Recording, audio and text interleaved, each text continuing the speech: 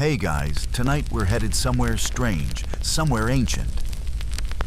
You're wandering narrow cobblestone streets, your sandals slapping softly against the stones.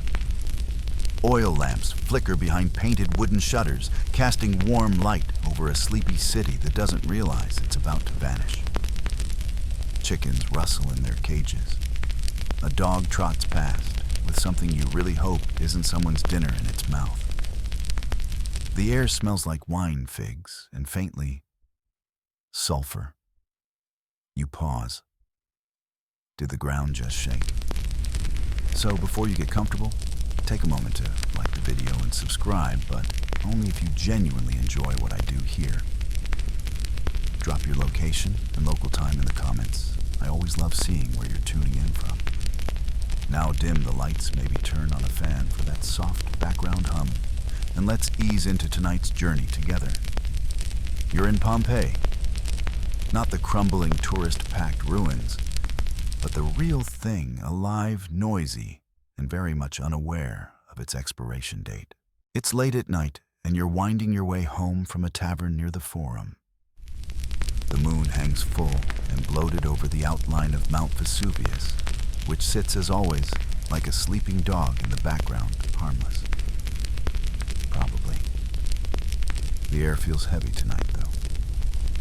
Not just because of the summer heat, which clings to your tunic like wet parchment, but because there's a weird stillness.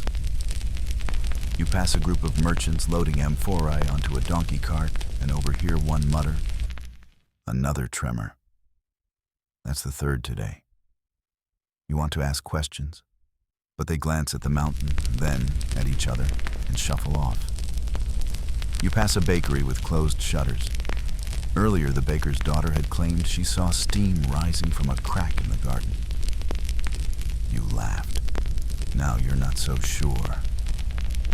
The tavern owner, Flaccus, round-bellied and perpetually sweaty, warned patrons tonight not to sleep indoors. "The gods are stirring," he said too loudly, spilling wine on his tunic. "Maybe it's Orcus come to collect the wicked." The regulars laughed it off, but you noticed a couple of them left early. On your way home, you pass a fountain carved with a lion's head. It dribbles lazily, a sound you've always found comforting. Not tonight. Tonight, even the water feels uneasy. You stop to rest on a bench nearby, watching as a stray cat curls under a stall. Crickets chirp louder than usual. Somewhere a clay pot crashes to the ground, and someone curses. You glance again at the mountain. No smoke, no flame. But a faint orange glow pulses near its peak. You squint. Is that your imagination? A trick of the moonlight?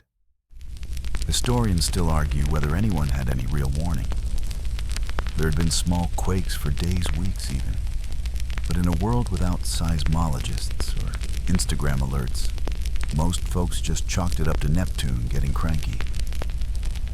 Some scholars believe the town's natural hot springs might have masked signs of volcanic activity. Others say people simply didn't connect the dots. You know, in that very human, I'm sure it'll be fine sort of way. Still sitting there, you notice a dog whining near a doorway. It's tied up. You untie it without thinking. Maybe out of kindness, maybe because something in you whispers that it's not safe here. The dog bolts. Smart dog. You finally reach your domus, your house tucked just off the main road. Inside, oil lamps flicker in wall niches, casting dancing shadows across the atrium.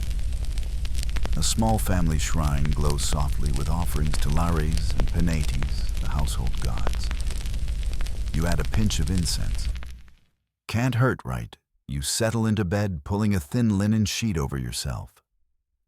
The city outside begins to still like a stage play, drawing its curtain. Somewhere nearby, someone's playing a flute, a slow, wobbly tune. And silence. Until another rumble. This one longer. Your oil lamp quivers. A vase topples in the next room. You sit up, heart thumping. It stops. You tell yourself it's fine. It's probably just another minor quake. Pompeii's been through worse. Remember the big one back in 62 AD? Most of the damage from that quake still hasn't been fully repaired. Roofs still sag, some columns are missing, but life goes on. Romans are resilient, right? Still, you keep your sandals nearby just in case. You close your eyes. Outside, the crickets resume their rhythm. Somewhere, the dog you freed is still running. Probably smarter than most of the humans here. As sleep starts to pull you under, one last thought crosses your mind. What if this isn't just another tremor? Then again, you're probably just being dramatic. That's what they'll say tomorrow at the baths anyway. Unless, of course, there is no tomorrow. You wake just before dawn. There's a strange silence hanging over Pompeii, a weighty wool blanket kind of hush that doesn't belong. No birdsong, no hawkers shouting about figs or fish.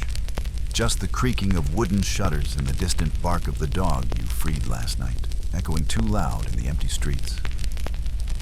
You dress quickly, heart beating faster than it should. Maybe you're imagining things. Maybe it's just early. But then you hear it, a low moaning growl coming from the earth itself. You step outside. The sky has turned an eerie bronze gray, not quite night, not quite day. And there it is. Mount Vesuvius. Looming, quiet, menacing, except it's not that quiet. A column of black smoke is rising from the summit, thick and fast, curling like a giant snake into the morning sky. It's so massive it blocks out the sun. You squint into the dimness, and the hairs on your arms prickle with the kind of instinct older than reason. Whatever's happening up there, it's big. Your neighbor Lucilla stumbles out of her house, still in her nightdress, baby clutched to her chest. She meets your eyes and simply says, "He's awake." You don't need to ask who. People begin to pour into the streets now, some barefoot, some half-dressed, all staring up at the mountain like it's grown a second head. A few of the older folks drop to their knees, making the sign of the gods, whispering prayers. Someone shouts, "Run to the port," but most people just freeze. You know the story. Everyone does. The mountain was a god, once a keeper of fire.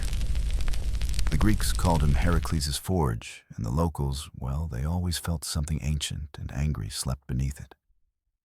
Sure, it had been quiet for as long as anyone could remember. But now it's not. The wind shifts and ash begins to fall soft at first, like gray snowflakes. A boy tries to catch one on his tongue, laughs, then coughs. You don't laugh. You smell it now. Sulfur, burnt eggs and brimstone, the scent of deep earth being ripped apart. Historians still argue whether anyone actually recognized Vesuvius as a volcano. The Latin language didn't even have a proper word for one. Mountain of Fire was about as specific as it got. Some believed it was just a weirdly smoky hill with a bad attitude. Others probably thought the gods were staging a divine protest. Either way, there wasn't a lot of running. Instead, there was staring. Which, in fairness, is exactly what you're doing right now. And then the mountain speaks. It begins with a sound like the sky cracking in half. A thunderclap so loud it knocks over a fruit cart down the street. People scream. Somewhere, glass shatters. A second boom follows, and this time you feel it deep in your chest, as though your ribs are tuning forks. Birds erupt from rooftops, panicked and black against the churning sky. That column of smoke, it's now a fountain. Fire, stone, ash, shooting straight up 10 miles high, maybe more, before curling outward like an enormous umbrella of doom. It begins to rain pebbles. You duck under a cloth awning as stones pelt the street, bouncing and skittering like angry hail. Someone's shouting about getting to the temple. Others are running toward the amphitheater like a concrete bowl will help somehow. You remember reading, wait, no. You lived through the stories of how even Pliny the Elder, the Roman naturalist, saw this cloud from across the bay. He thought it looked like a pine tree, tall and wide, and rooted to the earth by fury. Of course, he also decided to sail toward the eruption, so maybe don't take survival tips from that guy. Another boom closer this time. The ground sways. Roof tiles rattle like teeth. A merchant trips and drops a basket of apples. They roll down the road like little red planets in chaos. You run. You're not sure where you're going, but your feet choose for you. Past the baths, past the butcher's stall where yesterday's goat still hangs gray now with ash. You pass a shrine to Jupiter where someone's left fresh figs and a coin offerings that feel heartbreakingly polite for a city about to die.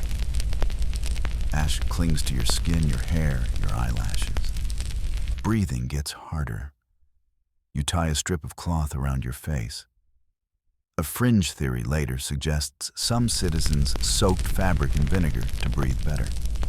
Not a bad idea, really. You consider stealing someone's wine jug and giving it a shot.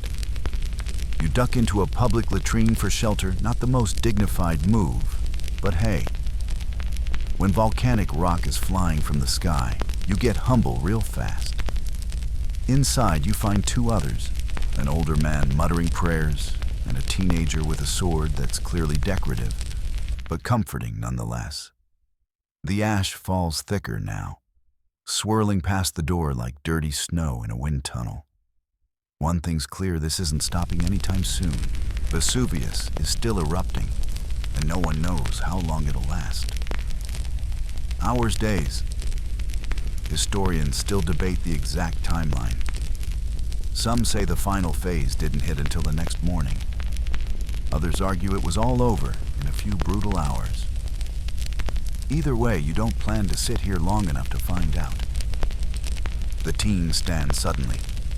"My father's boat," he says. "We can reach the sea." You hesitate. You look back at the cloud, now tinged red with sunset. Or is that just firelight? Then without another word, you follow him into the storm. You're running again this time toward the Forum, the city's heart, its gossip factory, and unofficial panic center. It's always been crowded, loud, annoying. But now it feels like a different planet. Ash piles up ankle deep already. It crunches under your sandals like salt. The familiar white marble columns are gray, now ghostly, their sharp lines blurred by soot. Statues of gods and emperors peer down through veils of falling debris, as if judging everyone for panicking without a toga on. In theory, the Forum should offer direction priests, magistrates, people with scrolls and very important faces. In reality, it's chaos. People are arguing. A donkey kicks over a stack of amphorae. Someone's yelling about a prophecy from 2 years ago. Another's screaming that the mountain is proof the Christians were right all along. You edge past a crowd gathered under the basilica's overhang. They're debating whether to go north toward the gates or south toward the sea. A man in a purple-bordered toga insists the gods are testing their faith and that staying put will bring protection. He's got about 8 people nodding along. Another woman loudly calls him an idiot. You sneak away before they start throwing fig cakes. Passing the stalls, you notice something eerie. The marketplace smells normal. Baskets of peaches, honey cakes wrapped in fig leaves. Someone abandoned a roasted chicken mid-carve.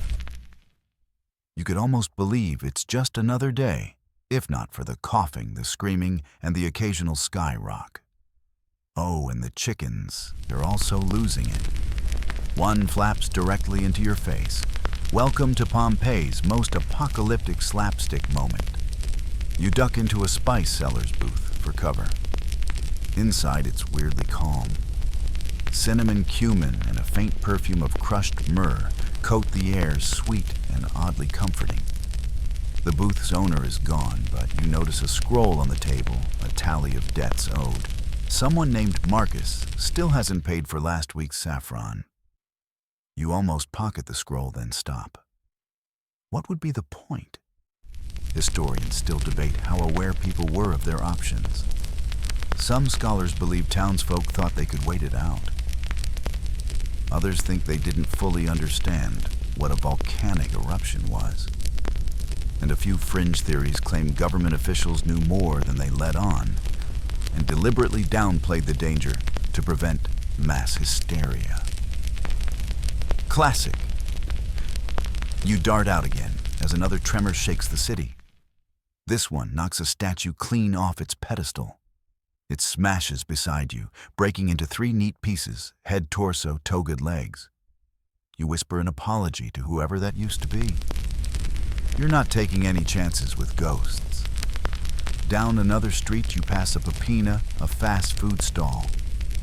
The hot serving counter still steams faintly, though no one's inside.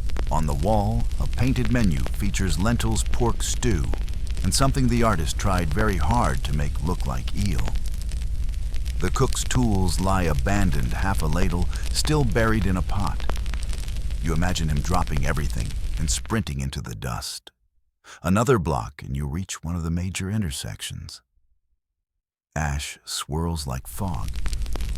A few desperate souls are digging through carts looking for water, wine, anything. One man is trying to steal a statue of Bacchus, carrying it in full marble. You make brief eye contact and he shrugs like, what, it's art. You move on. A girl grabs your arm. She's maybe 10, smeared in ash, holding a puppy. You nod at her, then gesture toward the gate. She nods back. You don't speak. Words feel heavy in this new world. It's getting harder to breathe now. You press your cloth tighter over your face. The ash is warm, damp. The sky has dimmed to near twilight, even though it's still early afternoon. The heat is rising. It feels like the world's biggest bread oven has cracked open. You see a man collapsed in the street, covered head to toe in gray. At first you think he's dead until he sneezes and shouts, "I just wanted to buy olives." Same man, same. Nearby, someone is sketching frantically on a piece of parchment, capturing the column of ash like it's a contest entry. You catch a glimpse. It's surprisingly good. You wonder if it'll survive the century. Spoiler, probably not. Another boom. You're almost knocked off your feet this time. Buildings sway. Roof tiles shatter on the ground around you. You take cover behind a column heart hammering. This can't keep going. The mountain must run out of anger eventually. Right. But the ground keeps rumbling, and now pebbles turn into chunks. You look up just in time to see a piece of someone's roof smash a cart of dates. Pompeii's famous dates now glazed in doom. One curious detail you notice: nobody's looting the temples. Say what you will about collapsing civilization, but people still seem to believe the gods are watching, even if they're throwing boulders. You reach the forum's northern edge and spot the teenager again, the one with the sword. He's waving at you, standing near a group of folks trying to herd animals out through the city gate. He shouts something you can't hear. You sprint toward him. Behind you, another roar rises, a different one. You turn, and your blood runs cold. The top of the column has collapsed. A pyroclastic surge, an avalanche of fire and ash, is now racing down the mountain at terrifying speed. It's miles away. For now. You and the teen lock eyes. No time to think. You run. And all around you, Pompeii keeps breaking. You've never run this fast in your life. Your lungs burn each inhale, scratching against a throat lined with ash. The taste of sulfur clings to your tongue, bitter and ancient, like the earth is exhaling millennia of secrets all at once. Your sandals slip on layers of hot dust, turning the cobbled streets into a fine, sludgy powder. You don't stop to adjust them, you just keep moving.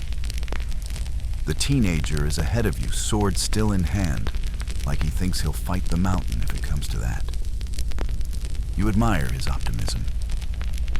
Behind him, the northern city gate yawns, open its archway blurred in the gray haze. People are already bottlenecking there, screaming, pushing, dragging carts piled with heirlooms they won't live long enough to sell.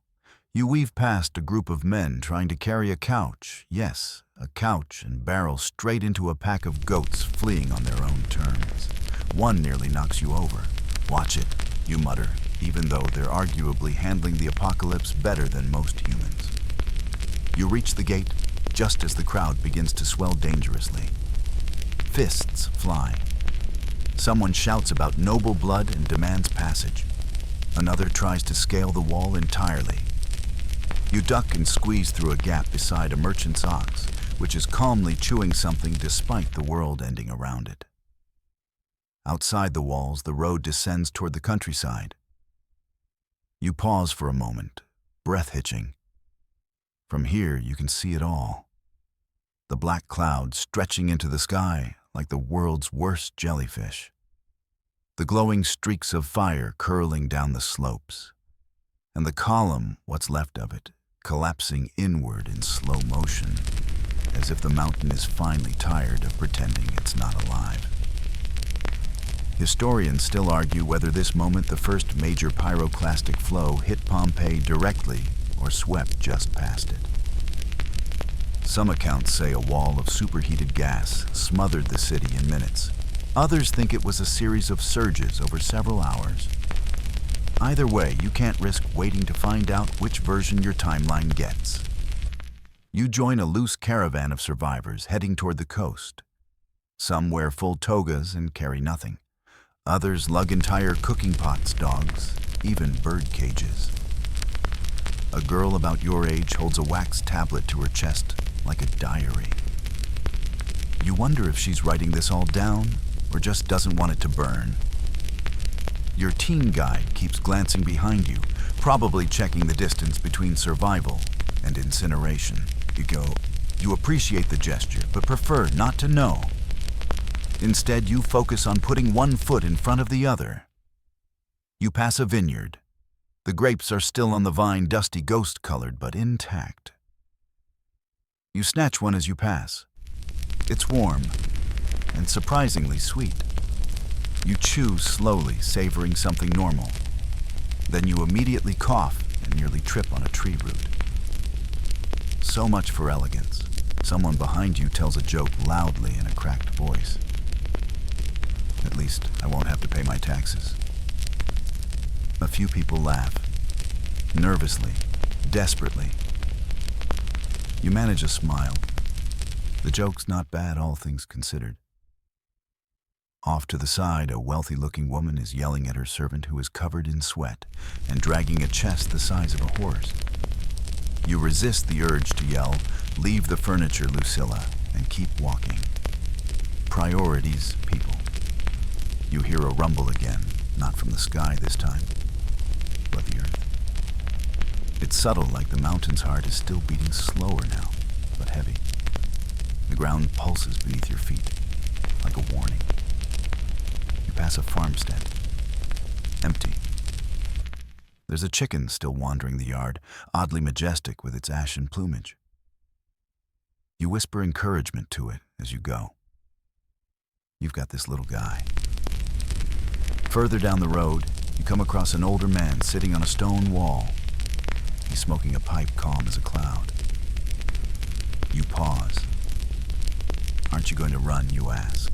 He shrugs. "I've lived through 2 emperors, 3 plagues, and 4 wives. If Vesuvius wants to add me to the list, let him come." You nod respectfully and keep going. A curious little tidbit: some scholars believe certain locals returned to Pompeii in the hours after the eruption started, to collect valuables, to check on relatives. One account even describes a man going back for his writing tools. You can't decide if that's brave or insane. Probably both. Ahead, the road forks. One path winds down toward Herculaneum. You hesitate.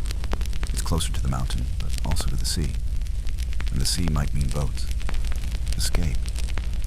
The teen looks at you and raises an eyebrow. You nod. Left it is. The trail narrows, hemmed in by olive groves. The trees whisper as you pass, heavy with smoke and dust, their leaves coated in gray. The sun is a faint smudge behind the ash cloud, turning the world orange, then gray, then near black. You hear no birds anymore, no insects, just footsteps and coughs and the occasional prayer mumbled under someone's breath. Then something strange silence. You stop. The entire group does. The rumbling has paused. No tremors, no falling rocks. Just stillness. It lasts all of 10 seconds. Then, boom. A new sound rips through the valley. Deeper, angrier, and closer. You look back. A dark wall, low and fast, and glowing at the edges, is coming down the mountainside like a demon with lava in its lungs. You run again. Your legs scream. Your throat's dry as pottery. But adrenaline is a better coach than reason. The road finally spills out onto a bluff above the sea. You can see the Bay of Naples wide open, glittering strangely under a veil of ash. Boats are crowded along the shore. People are shouting, waving. A few are already pushing off oars, dipping into black-streaked water. There's still time. You push forward, lungs bursting. You can make it. Your feet hit the rocky shoreline, just as another tremor shudders through the ground, sending a thin rain of stones pattering into the sea. The crowd is thicker now, louder, families, servants, merchants, Roman soldiers all swarming toward the boats. Some vessels are already afloat, packed to the brim, with people yelling for others to jump or swim. A few try. Most hesitate. The water is dark, oily looking, and smells like sulfur and old wine. You glance behind you. Big mistake. The sky isn't a sky anymore. It's a wall of smoke roiling black, with streaks of blood-orange fire curling like dragon breath. One fringe theory you remember pops into your head at the worst possible moment, that ancient people saw eruptions like this as gates to the underworld, and honestly, hard to argue. It's giving Major Hades energy. And that sound, the sound is back. A monstrous roar somewhere between thunder and 1,000 amphorae, smashing on marble, echoing off the mountains, and slamming into your chest. The sea responds with ripples that rock the boats harder than they're ready for. Move, someone screams, dragging a kid past you. You almost trip over a basket of figs someone clearly thought was worth saving. Of course. Priorities. The teen with the sword, still hanging in there, grabs your arm and points to a medium-sized boat being loaded by sailors in full panic mode. One of them is shouting orders in that classic Roman "I'm loud, therefore in charge" way. You both sprint toward it. At the edge of the dock, a man in a velvet-trimmed cloak is trying to bribe the crew with coins. 200 denarii, just for space. The sailor responds by shoving him straight into the water. Splash. No refunds. You and your teen guide make eye contact with the sailor. No time for speeches. You just jump aboard. The boat rocks violently as another surge hits. You land with a thud, scraping your palm on a rope coil. Others pour in after you, some climbing, some pushed. A goat gets heaved on board. Nobody questions it. The boat shoves off. And just like that, you're floating. Not safe, not even close, but floating.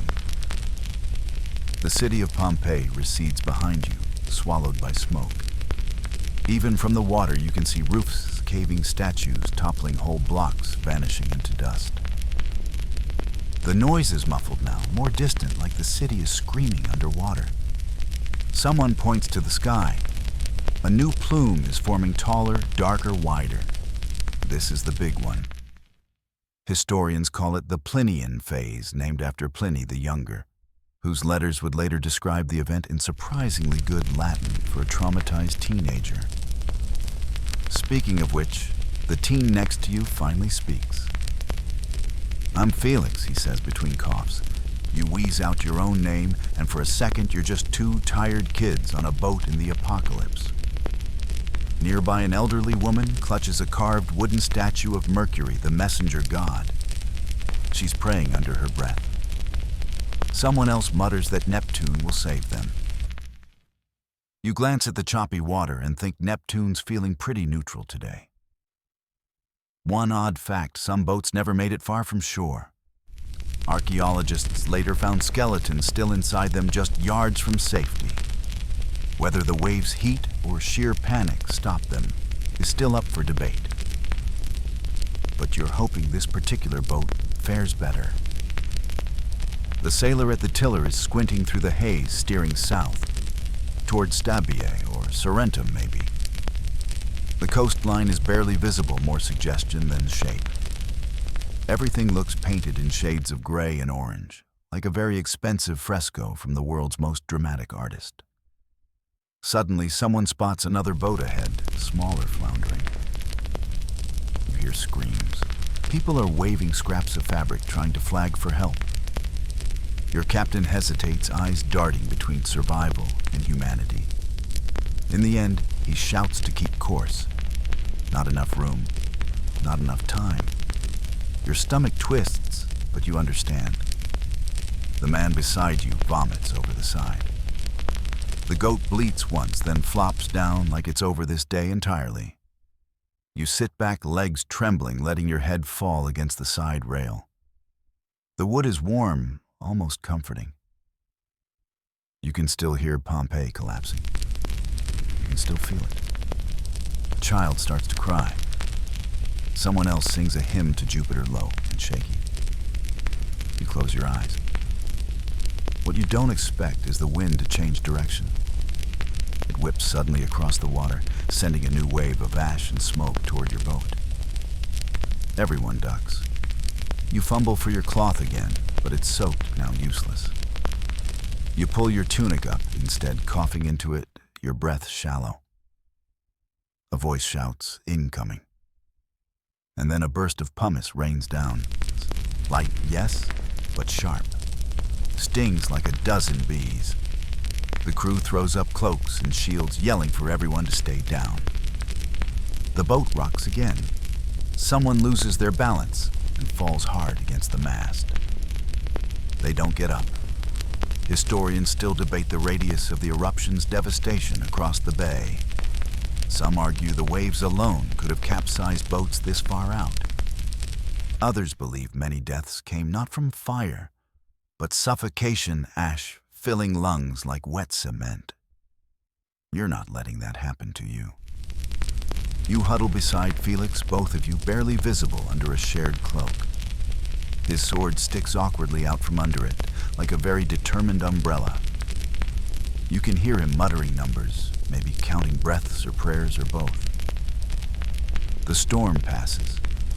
The air thins. The world grows quiet again. Slowly you emerge, blinking against the dusk. The sun is gone completely now. Night has fallen, or maybe the sky's just pretending it's night. Either way, it's dim and you're alive. For now, you drift through a nightmare sea. The boat creaks beneath you, like it's whispering secrets it shouldn't know, each grown louder, now that everything else is silent. The water slaps against the hull with a hollow, sluggish rhythm like it's tired too. Around you, the ash hangs in thick curtains, swallowing moonlight, blurring the boundary between sea and sky. You'd say it's beautiful if it weren't so completely horrifying. The captain mutters to himself as he steers.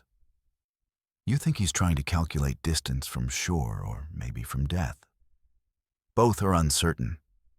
The stars are gone, smothered by the plume. The coastline is just a rumor now, an ink blot in the gray. The only light comes from the eerie red flicker pulsing behind you, like Pompeii is still calling out, still begging someone to notice it's dying. You glance at Felix. He's dozing upright, sword tucked between his knees like a loyal dog. His hair and lashes are gray with ash, and you realize yours must look the same. You probably resemble old statues more than living people at this point. There's a part of you small, irrational, that wants to laugh at how ridiculous it all is. You resist. Barely. The boat floats past another vessel, drifting aimlessly, its oars dangling. You peer closer. No movement. A toppled amphora. A sandal. That's it. No sign of where the passengers went or if they ever made it on board. The sailor crosses himself and speeds up. According to some records, entire families were found huddled together on boats along the shore, overwhelmed by the sudden surge of heat. One theory suggests a final pyroclastic flow struck the sea itself, vaporizing everything in a wide radius. Others believe the survivors drowned when the mountain's fury displaced enough water to swallow the shore. You try not to dwell on either possibility. For now, your boat floats. It's enough. Suddenly, the wind shifts again. Only this time it's cool.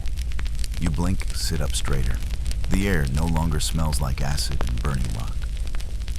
You can breathe through your nose without gagging. The smoke begins to thin, slowly, painfully, like a curtain pulling back after a very bad play. People around you begin to stir. A child points toward the horizon. There someone whispers, "Light." And there it is, a soft, flickering glow in the distance. Lanterns, torches, a shoreline, a safe shoreline. The captain perks up, gripping the tiller like a lifeline. "Land," he mutters, and doesn't wait for applause.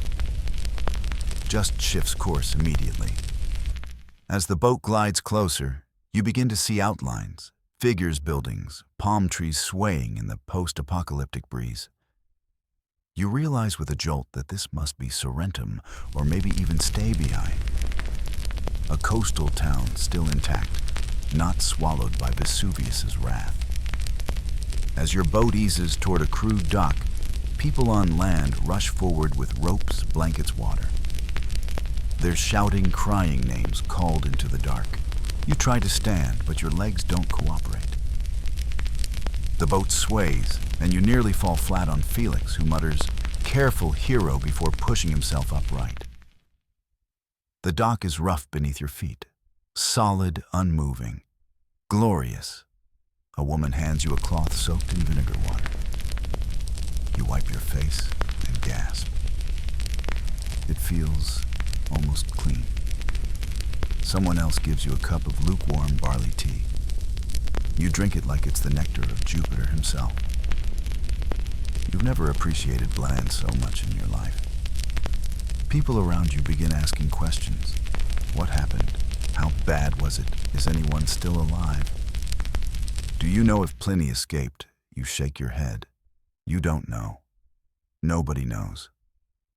You and Felix collapse onto a pile of straw beneath a palm awning next to a family whispering prayers in Oscan. You overhear a fisherman describe the eruption as a sky serpent spitting lightning. Another man claims he saw ghosts rising from the city ruins. You don't argue. You've seen enough to know truth is flexible right now. Historians still argue whether any coordinated rescue effort was mounted after the eruption. Some believe the Roman Navy, led by Pliny the Elder, tried to evacuate people before being overwhelmed by fumes. Others argue that towns like Sorrentum simply became accidental sanctuaries for whoever could stumble or row their way in. Either way, you're here, alive, shaken, but not vaporized, which honestly feels like a win. The next hours, maybe days, blur together. You sleep curled against a sack of lentils. You wake to the sound of distant sobbing. You watch a toddler draw shapes in the dust with a charred stick. The sea remains oddly calm, as if it knows it's done enough. One fringe detail floats into your mind. Roman physicians once believed inhaling sulfurous vapors could cure illnesses. Well, guess the entire region's now technically treated. You sneeze violently, which feels like cosmic punctuation. People begin to organize. Town officials, those who weren't on vacation or vaporized, start assigning food rations, locating relatives, and writing reports. A scribe approaches you with a wax tablet and stylus, asking what you saw. You give him the short version. He frowns. Too poetic, he mutters. Try again, but with fewer metaphors. Felix helps with supply runs. You join him mostly to stay moving. You walk through markets that smell of overripe olives, hear rumors of other towns crushed, of entire villages vanishing into ash, but also of others that survived, life inching forward. On the third day, you spot something on the beach. A statue. No, not a statue. A man. Frozen mid-run arms, up skin gray, and cracked like baked clay. One of the bodies the heat mummified instantly, skin boiled dry in an instant. He's perfectly preserved and perfectly terrifying. You back away. Some scholars claim that Pompeii was preserved so well because of this instant heat over 500 degrees Celsius, followed by rapid burial in ash. A human body became a time capsule in seconds. Hair, clothing, even facial expressions locked in place. Not exactly how anyone hopes to be remembered. Back at camp, someone asks if you'll return. You consider it. Some people do. Some search for missing relatives. Others try to salvage possessions. You overhear one woman planning to go back for her grandmother's necklace, as if the mountain might apologize and give it back. You don't blame her. It's hard to let go of home, even if it's turned to ash. But for now, you stay. The sky's still dark, and the ground trembles sometimes, like Vesuvius isn't quite finished. But the breeze is soft again. The tea's warm. The goat is still alive. And Felix. He's whittling something with his sword. You suspect it's supposed to be a horse, but so far it looks more like a sad fish. You laugh softly, gently, and it feels good. You wake up to shouting. Not panicked shouting, more like the urgent, annoyed kind of shouting people reserve for government officials and lost goats. You sit up, straw sticking to your hair, and blink through the haze. It's morning or something close to it. The sky's still dim, stained permanently beige from ash in the upper atmosphere. But there's a little warmth now, a low golden smear near the horizon. Felix is already up, sword-strapped over one shoulder, like a proud gladiator helping unload a cart of dates from a dusty donkey. He spots you, raises a hand. You snore, he says cheerfully. You throw a fig at him. It misses by a mile. People are beginning to adjust. The camp in Sorrentum has become a weirdly functional place. Makeshift kitchens, sleeping rows, even a small tent with a scribe documenting survivor statements. You hear talk of ration tokens and temple offerings, and who gets priority bathing privileges. The ash-crusted elite are still elite, apparently. But not everyone is safe. Not yet. That becomes clear when a battered man staggers into camp just after midday. His tunic is ripped, face scratched and blackened, but his voice is strong. Pompeii still breathes, he shouts. People alive. Everything freezes. Even the donkey looks interested. According to the man whose name turns out to be Terentius, a freedman from Herculaneum, some neighborhoods in Pompeii weren't buried completely. People survived in cellar cisterns, even wine storage rooms. He claims to have seen them waving from rooftops as he fled. Historians still argue whether pockets of survivors really held out for hours, maybe even days, inside buried structures. Some skeletal evidence suggests people lived long enough to suffocate rather than be crushed or incinerated. But Terentius swears by it. His voice shakes when he talks about the crying, the knocking on stone, the scratching under floors. That night, no one sleeps. The idea of people still trapped out there, it itches in your brain like a splinter. By morning, there's a small crowd demanding answers. Why hasn't Rome sent aid? Where's the Navy? Is anyone doing anything? And just like that, you're part of a rescue mission. It's absurd. You're ash-covered, sleep-deprived, underfed, and probably concussed. But you're going back. You Felix Terentius and 4 volunteers with more courage than footwear. The captain from your evacuation boat grumbles but agrees to ferry you halfway.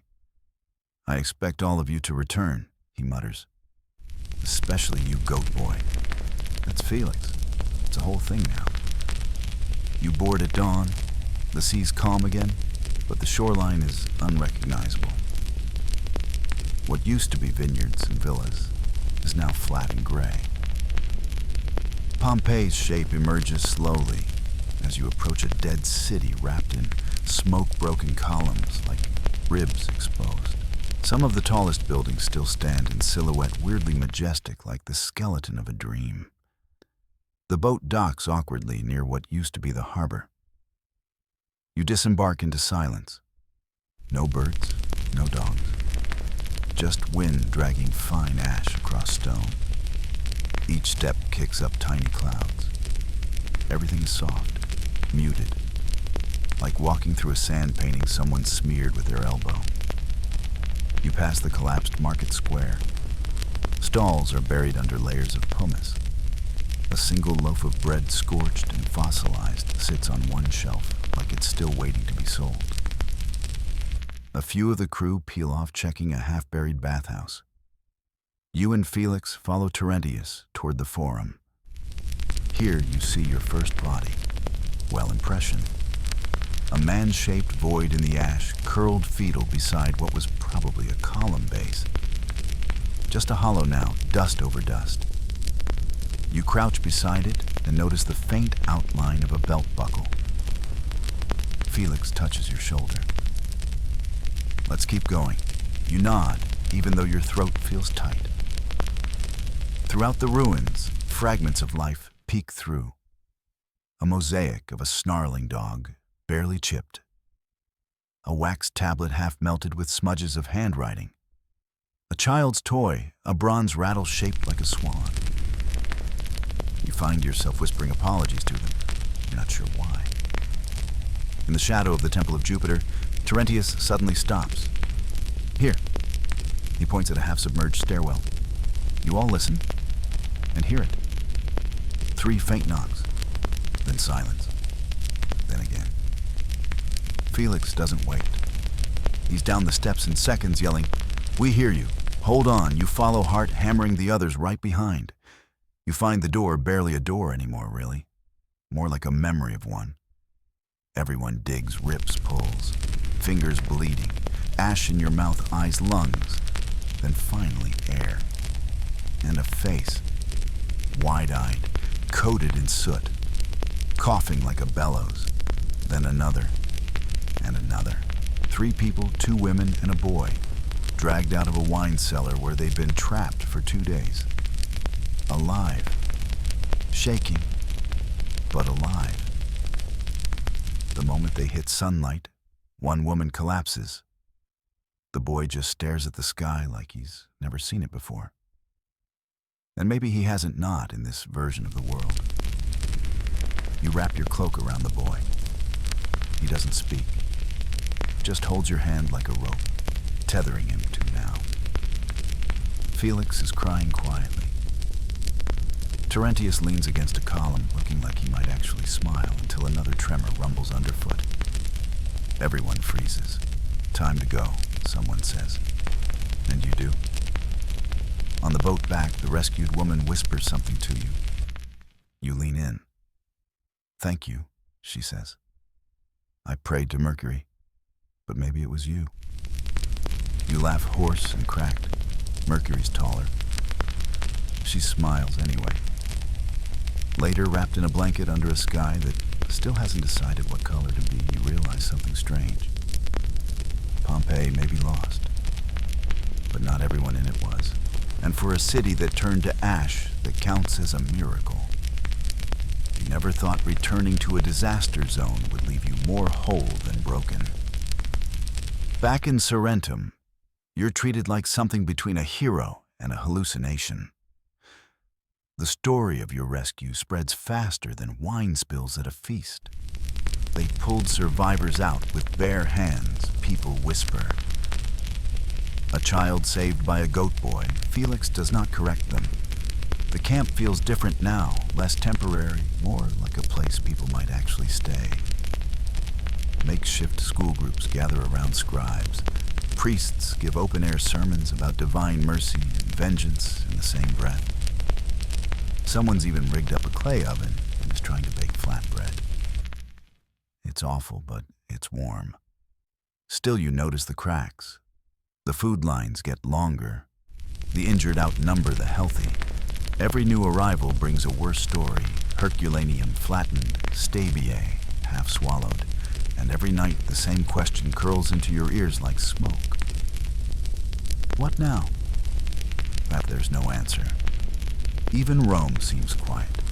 The legions are busy with far-off campaigns. Senators debate relief funding while sipping honeyed wine. Emperor Titus, to his credit, eventually declares Pompeii a national tragedy, but it's all statues and decrees. No one here's seen a single official representative. That changes when the governor's envoy arrives. He shows up with a scroll's 6 guards and the posture of someone who believes ash won't stick to expensive sandals. You will submit names, he says. Census data must be restored. And looting will be punished by crucifixion. Helpful. A woman named Flavia speaks up. She lost her husband and 2 daughters. Should I submit them? She asks, voice tight. The envoy doesn't answer. He just motions for scribes to begin. Historians still argue whether the empire failed its people or simply couldn't comprehend the scale of the catastrophe. Some say the bureaucracy was too slow. Others claim the silence was intentional to minimize panic. Either way, survivors like you are left to sort themselves into neat little columns of alive and missing. Felix draws a frowny face on his form. But even in the absurdity, people adapt. You're assigned to an ad hoc labor team helping clear ash from local roads. It's back-breaking, throat-choking work, and yet weirdly meditative. You and Felix trade guesses about buried buildings as you dig. This one's a bathhouse, he insists one afternoon. It turns out to be a latrine. Well, he shrugs. I was half right. One day a boy about 7 years old wanders up to your work crew. He doesn't speak, but his hands are covered in charcoal.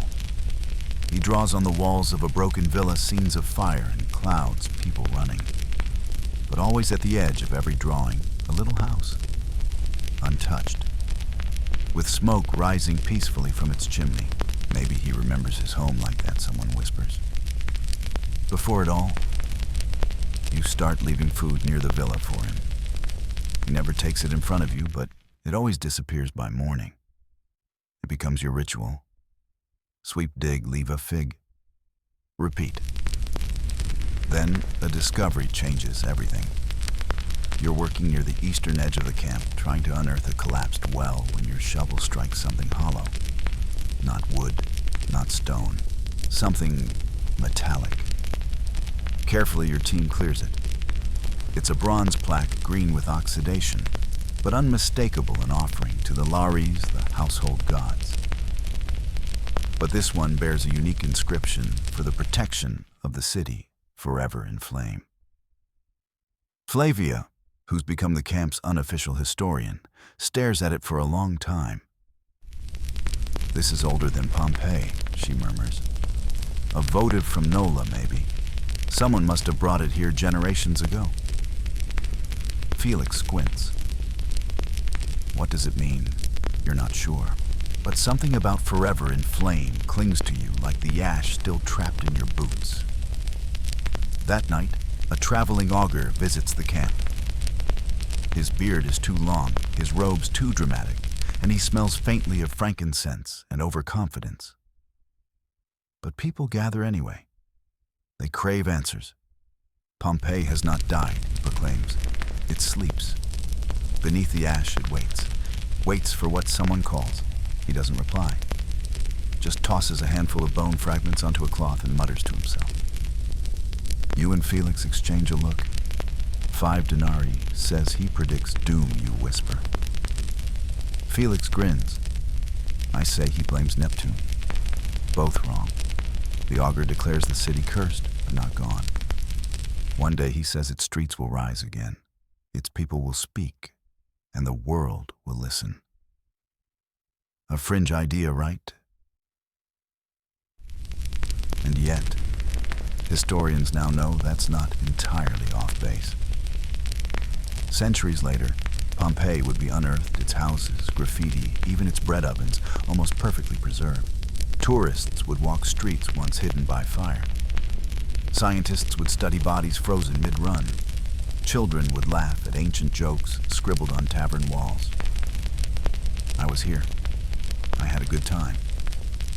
But for now, Pompeii is still a grave. And the living like you are forced to become bridges between memory and myth, between silence and story. One morning, you wake to find the boy with the charcoal drawing sitting near your tent. He speaks, finally. Just one word. Home. You nod. Not because you know where that is anymore, but because he still believes it exists. And maybe, just maybe, that belief is enough to carry you through the ash. The ash no longer stings your lungs quite like it used to. Maybe you're used to it. Or maybe it's just thinner now, dispersed by time and sea breezes. Either way, the air in Sorrentum has begun to shift, less choked, more alive. You notice more laughter, more argument, more goats with bells tied to their necks, wandering between cooking pots. Felix names one Brutus and insists it nods when you talk about taxes. But just when you think things might be settling, word comes from the north. The emperor himself, Titus, son of Vespasian, has issued a decree Pompeii is to be recorded, surveyed, preserved. And in the weirdest twist yet, you're invited to help. Apparently someone mentioned your name. Probably Flavia, who's been quietly compiling survivor stories into little wax tablets. She claims you have a trustworthy memory and a certain talent for not dying. High praise given the context. So here you are, officially part of a reconnaissance team heading back toward the ghost of Pompeii. Not to rescue, not to mourn, but to remember. The trip feels different this time. Less frantic, more solemn. The boat glides over calm water seagulls, calling overhead like the world itself forgot to be ruined. Your team includes 3 Roman scribes, 2 engineers, and 1 humorless man in sandals too clean for this job. Imperial Preservation Overseer. He announces holding up a seal. Felix calls him Dusty Toes behind his back. As you approach Pompeii again, the skyline comes into view like a half-erased drawing. A broken dome's jagged archways, a collapsed amphitheater that looks like a sleeping animal. Ash still blankets most of it, though the wind has carved strange paths, narrow corridors that snake between drifts, like nature itself is trying to dig it out. You step off the boat into silence again. But this time it feels patient. The city isn't fighting you. It's waiting.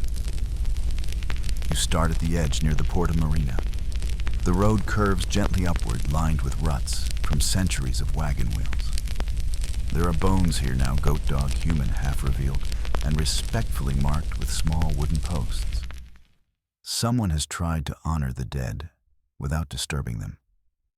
The scribes begin sketching, immediately scratching onto tablets and linen scrolls. One of them frowns. This shop, he mutters, was selling perfume. How can you tell, you ask? He lifts a small, scorched amphora. When he pops the stopper, a sweet, almost spicy scent drifts out. Cinnamon oil, he says. Expensive stuff, even now. Felix wrinkles his nose. Smells like regret. You laugh, but not loudly. In the forum, you find statues snapped at the knees. Gods toppled like drunks after a bad night. One pedestal still bears the plaque for Venus Pompeiana, patroness of the city. Her statue is gone, probably buried, but someone's placed a single flower on the plinth. It's already wilted. Historians still argue whether Venus failed her city or protected it in her own way by preserving it in time. You like that second theory better? It feels kinder. Further in, you reach a row of fast food stalls, thermopolia, long counters with built-in dolia jars, once full of lentils, olives, or wine. One still contains something blackened and crusted at the bottom. Burned beans, Felix declares, poking it with a stick. Some things never change. You pause outside what must have been a tavern. The walls are covered in graffiti, scratched jokes, names, crude drawings of body parts that somehow never go out of fashion. You read one aloud. Lucius was here. He never paid for drinks. Classic Lucius. The scribes chuckle quietly until one finds a message scrawled in rushed handwriting near the back. It falls. The sky is stone. I cannot breathe. Nobody laughs after that. In one house rich, once you find a mosaic floor, nearly untouched, its tiles vibrant even now. A dog snarls from its center with a warning below, "Cave cannon, beware of dog." Felix squints. Do you think the dog made it? No, you reply. But his art survived. A strange kind of comfort. The imperial overseer, Dusty Toes, is obsessed with inventory. He wants lists of valuables, bronze, silver, ivory. But it's the tiny things that grip your heart. A wooden comb, a child's sandal. A broken ring with the inscription, Amor vincit, omnia love, conquers all. One engineer, a quiet man from Baiae, begins mapping street alignments. He murmurs to himself, constantly sketching curves and alleyways with charcoal-stained fingers. At one point he looks up and says, if we knew where they ran, we might know where they hope to be safe. That sentence lives in your chest for days. You reach the amphitheater last. It yawns wide, a sleeping colossus of stone and shadow. You tread carefully across the sand, now gray, not red. There's a silence here that feels heavier than the others, not just from death, from memory. Someone has carved a date into one of the columns, Augustus 15th. That would be the day after the eruption began. Someone survived long enough to come back. Maybe it was you in some other version of this moment. As the sun sinks behind the mountains, less blazing now, more worn, you sit on a stone step and stare at the ruins below. I thought it would be more gone, you say quietly. Felix stretches his legs. Maybe it is. Or maybe you're just seeing what matters. And what matters, it turns out, isn't what's missing. It's what remains. The art, the jokes, the shoes, the dog mosaics and burnt lentils and every single scribbled message screaming into the future. We were here. And you hear them. You always will. Dust from the ruins sticks to your skin like a second gritty layer. You don't mind. It's almost comforting, this tangible connection to a city that refuses to be forgotten.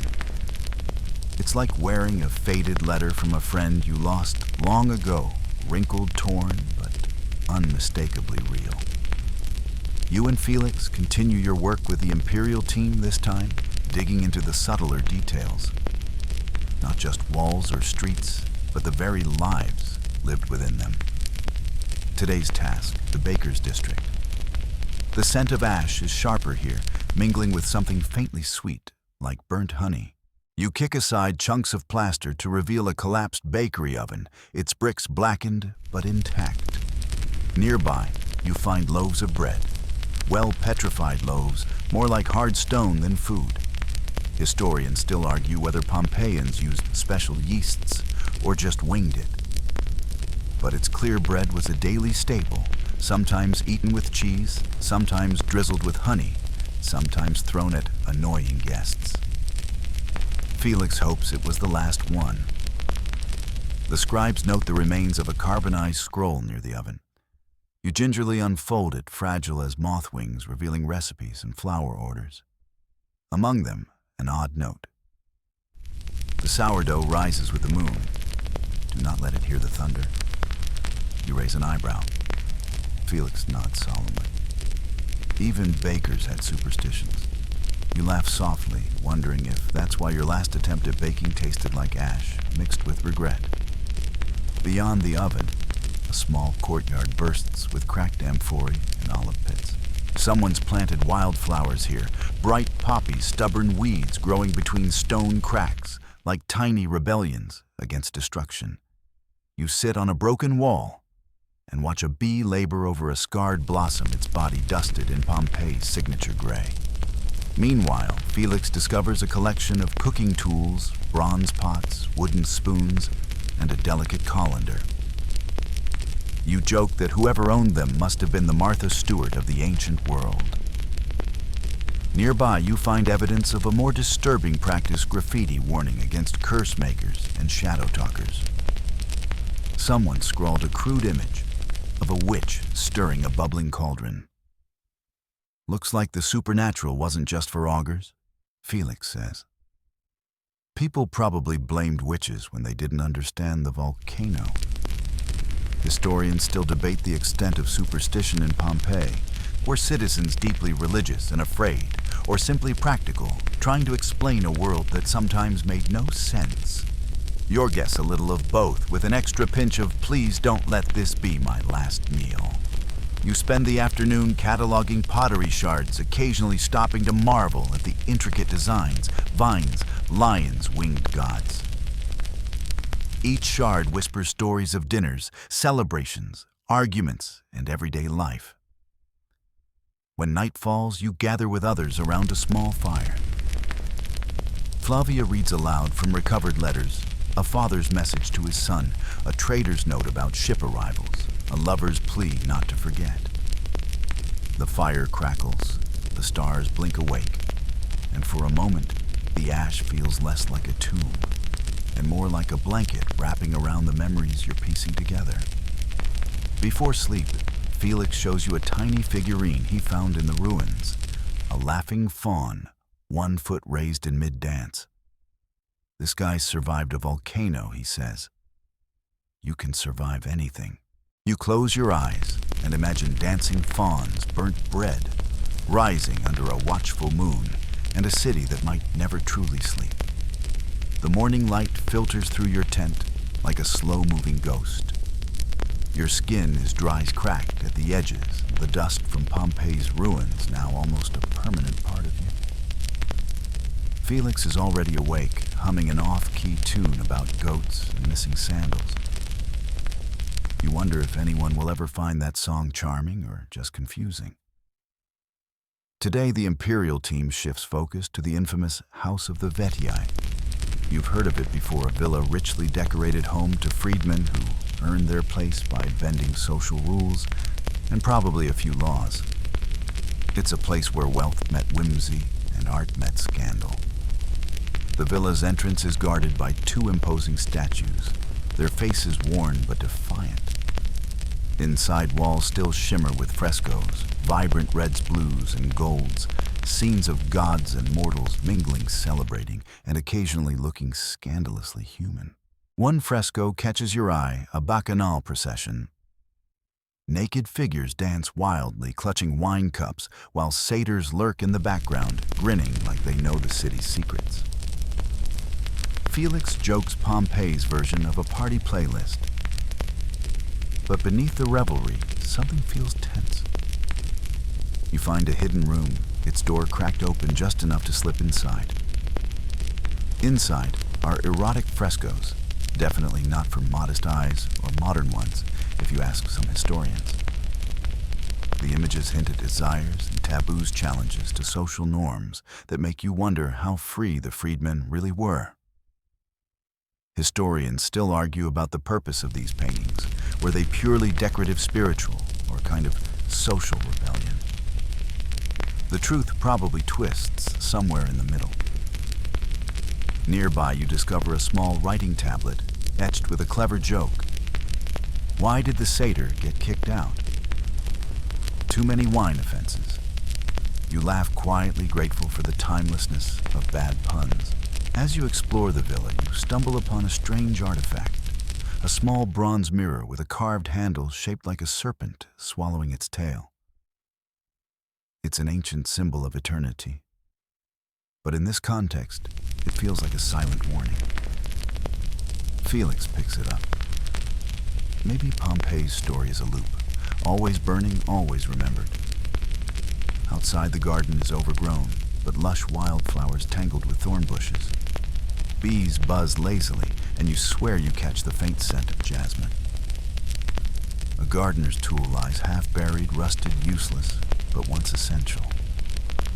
You imagine the people who tended this garden, their hands dirty but proud, perhaps unaware that their world would end in fire. Later you sit with Flavia and the scribes debating what Pompeii meant to its residents. Was it a city of indulgence, piety, or something more complicated? A place where people lived, laughed, loved, and sometimes danced a little too wildly. You think about your own journey here, about the ash and the loss, about the boy who drew his home in charcoal. Maybe Pompeii's greatest legacy isn't the ruins or the frescoes. Maybe it's the messy, imperfect humanity etched into every stone. Felix nudges you. Ready for more digging tomorrow, you nod. Because even when a city sleeps under ash, the stories never do. You awake to the soft murmur of waves. Against the harbor walls, a sound strangely comforting amidst all the ash and stone.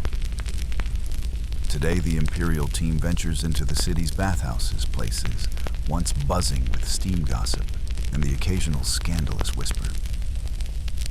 Walking through the remains, you can almost feel the heat radiating from the floors and hear faint echoes of the laughter and arguments that once filled these chambers.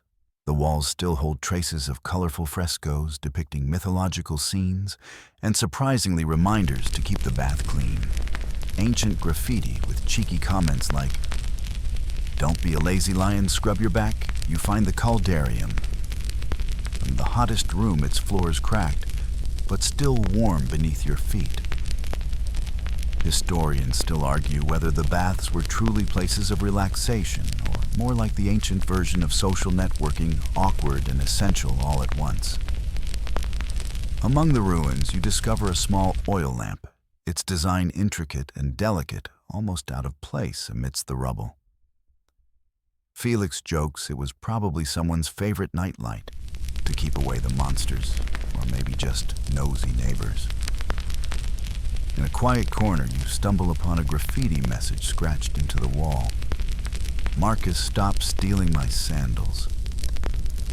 You can't help but laugh softly, imagining a petty feud preserved by volcanic ash. Further inside, a mosaic floor depicts Neptune, god of the sea, his trident raised in a commanding pose. You wonder if the bathers prayed to him for calm waters, or if they just liked the dramatic art. Outside, the cold plunge pool is filled with stagnant water reflecting the heavy gray sky. You dip your hand in cold and still and think about the contrast between the lively past and this frozen moment. The engineers measure the bathhouse's plumbing system, marveling at its sophistication. Lead pipes, underground channels, Pompeii was surprisingly advanced, a reminder that progress often sleeps under our feet, waiting to be rediscovered. You settle near the bathhouse's entrance as Felix recounts stories of Roman bathing rituals, and you realize how universal some things are. The desire to relax, to connect, to escape daily worries, even if only for a moment. As dusk falls, you pause, watching the ruins soften in the fading light, their stories whispered by the gentle breeze. The city might be buried, but its spirit still soaks through every stone. The morning haze clings to the ruins as you make your way to the Via dell'Abbondanza, the bustling main street that once hummed with life, laughter, and the occasional donkey bray. The cobblestones beneath your feet bear the grooves of countless wagon wheels worn smooth from centuries of travel. As you wander along this ancient highway, you notice signs of commerce etched into the storefronts, faded frescoes advertising wine, fish, and bread, as if the vendors had painted their advertisements for eternity. You pause at a bakery's remains, where the counters still hold blackened jars and scorched baking tools, a silent testament to the day the firestorm swept through. A quirky find catches your eye, a small charred dice set tucked under rubble near a tavern. Felix grins. Looks like someone lost a game right before the end of the world. You laugh, imagining the tension of a last-minute bet amid the chaos. Historians still debate whether the Via dell'Abbondanza was a safe refuge during the eruption, or a trap as people fled along its narrow path with nowhere left to run. The truth probably lies in a terrifying mix of both. Further down, you spot a faded inscription carved into a stone. Here lies the best garum in Pompeii. Garum, the fermented fish sauce that was the ketchup of the Roman world, smelled rancid, but loved by all. You wrinkle your nose. I'm glad some things didn't survive. The street leads you to a small fountain, its waters long dry, but surrounded by broken amphorae and wildflowers. Nearby, a stray dog's skeleton rests, curled beneath a collapsed archway, as peaceful as a sleeping pet. The scribes begin to sketch the street's layout, while Felix collects pottery shards with delicate patterns, flowers, animals, and even a tiny gladiator in mid-swing. You stop at a doorway plastered with graffiti names, insults, and drawings of unlucky numbers. One message reads, "Beware the 13th step." You count the steps carefully, half expecting to trip.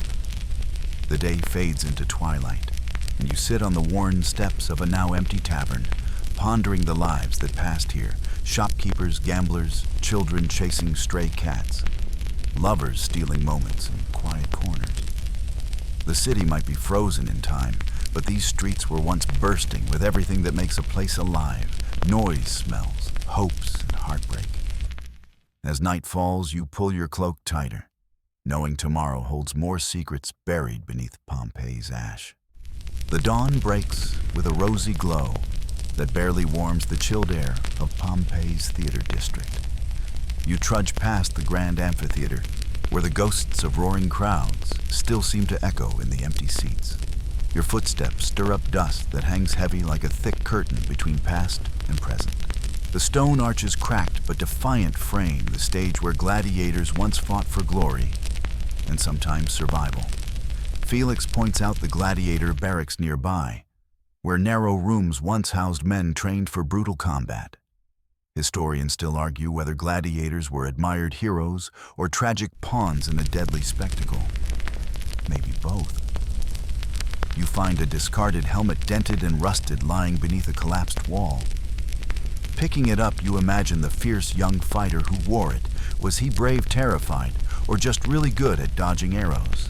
Near the theater's entrance, a mosaic floor depicts the muses, their faces serene and timeless. Someone has scratched graffiti beside it. Brutus was a better actor. You smile, picturing a Roman comedy roast. As you explore, you come across a curious artifact, a small wooden mask, charred but intact, likely used in performances. It reminds you how art can survive, even when everything else burns. In a nearby courtyard, you notice a fresco depicting a mythical sea monster, swallowing ships whole. Felix jokes it was Pompeii's version of a bad Yelp review. Walking through the ruins, you spot evidence of food vendors, broken plates, a discarded fish bone, and imagine the crowds snacking between acts, arguing over who deserved the best seat. You and Felix pause near the entrance, where a broken column leans precariously. You feel the weight of history pressing in, stories of triumph, tragedy, and the raw pulse of human drama. As the sun sinks low, casting long shadows across the ruins, you think about the fleeting nature of fame and glory. The applause may have faded, but the stones remember. And so do you. The last light of day slips softly over Pompeii's shattered rooftops, bathing the city in a gentle amber glow.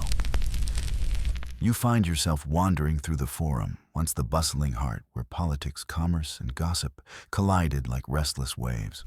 Stone columns rise around you, some cracked, others toppled, but all stubbornly standing against time's relentless march. You imagine the senators debating laws, merchants shouting prices, and citizens trading news, the human pulse of a city that loved to live loudly. Near the basilica, you spot a worn statue of Apollo, his gaze serene despite centuries of dust. Felix whispers, "Even gods get tired." In a corner, a faded inscription reads, "Justice is blind, but not deaf." A reminder that even here in the shadow of disaster, people grappled with fairness and folly. You uncover fragments of election notices scribbled in hurried Latin promising everything from better roads to cheaper garum, because some things never change. Among the rubble you find a peculiar charm, a tiny bronze phallus believed to ward off evil. You chuckle remembering how ancient Pompeians mixed superstition with daily life. Historians still argue whether these charms truly comforted or just entertained. The sun dips below the horizon, and the forum grows quiet. You sit on a crumbling step, feeling the weight of countless footsteps that have crossed this same ground. The city is silent now, but the stories linger etched in stone, whispered by the wind, and carried in the dust you wear like a second skin. You think about the boy who drew his home, the baker's gladiators and lovers who lived and dreamed here.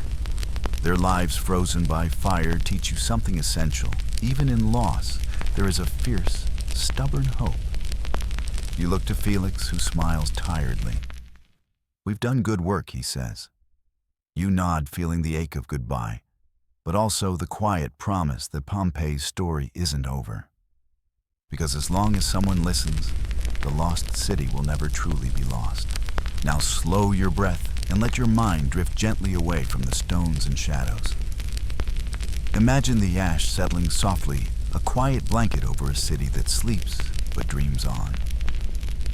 You are safe here, wrapped in history's tender embrace, where every whisper, every faded fresco, every stone holds a story meant to soothe. Rest now. Tomorrow brings new light, new stories, and new journeys. Let the soft hum of time carry you deeper into peace, as Pompeii's ancient heart beats softly beneath your dreams. Good night.